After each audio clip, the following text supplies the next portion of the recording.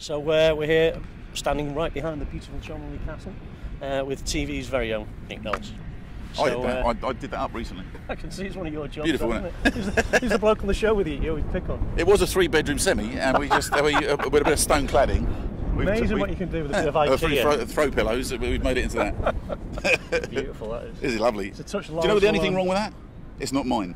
That's the only thing wrong with it. To be honest, I was thinking that myself. It does look a bit Lawrence Llewellyn-Bowen though to me. It is a bit flash, isn't it? Yeah. But beautiful. So we're here on a beautiful day for Lord's Taverners. You Cracking. just played. Well, you played before. Yeah. How did it go? Good. I scored 55. Fantastic. I'm lying. I actually scored 4. I opened. I was just blowing smoke there. To be quite frank. Yeah. And I scored 4. Unfortunately, very stylishly got 4. Yeah. All in ones. Nice bit of swish. No, not a great deal. A lot of forward defensive and a lot of very stylish and a lot of very stylish leaves. Yeah. And then I'm afraid Gladstone came in. Gladstone Small came whizzing in, bowled me an outswinger. I thought I could have it.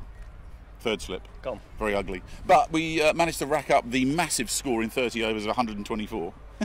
It means nothing to me, unfortunately, cricket. I'd love to say it did. Everything you just said to me was Welsh. It's the equivalent of the England-Uruguay performance. Right. That's where we stand at the moment. Enough said of that, I think. Really, yeah. At the moment.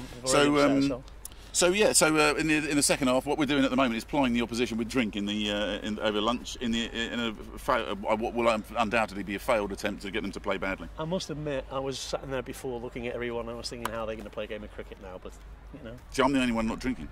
Well, there we go. So there you go. That's the plan. So you're involved with Lord Taverners for quite a while now?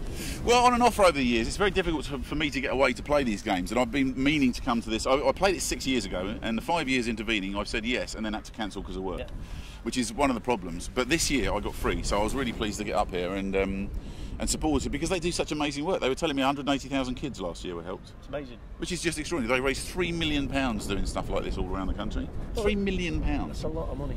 And not like, well, you know, we had some children from one of the schools that got a minibus here talking to us earlier and saying thanks to the Lord Taverners. And of course, what they're actually saying is thanks to the people who are out there having lunch and buying tickets to come along and will bid in the auction and get involved like that. Because every 5 and 10 quid adds up. And when we do our big DIY Swiss big builds, people quite often say, I can't believe there's giving on such a grand scale. But of course, it's not on a grand scale. It's one plasterer doing a couple of days for us, and a bricklayer doing a couple of days for us. And once you get 150 people doing that, you can do £150,000 worth of building in 9 days. Absolutely. From little bits, lots of people doing lots of little bits, and I think people think that there's a lot of community has gone in this country, and it isn't. It's just hiding under the surface. And give people a chance to come out and do something worthwhile and have a laugh in the sunshine at the same time. It's a lovely day in a beautiful surroundings. And a great thing. I mean, I've been speaking to quite a few people. I'll be quite honest, my knowledge of Lord's Taverners wasn't great, probably as most people in the general public are, but it seems to be everyone that's behind it is really driven, and we seem to be doing a lot, so well done. No, it's really good. It's it's difficult to find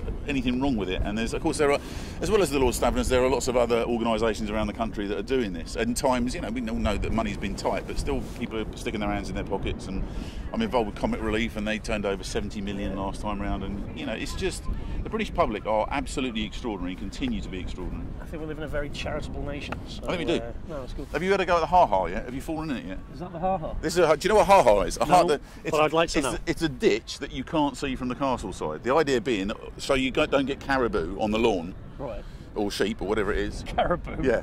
So we don't want the caribou nibbling the croquet hoops, do you? I can imagine not. So this ditch is there, but you can't see it from the other side, which means basically once the have a few ports at the end of the evening, they go staggering out into the garden, forget the ditch is there because they can't see it, and fall in. That's why it's called a ha-ha. It'll make me laugh. Yeah.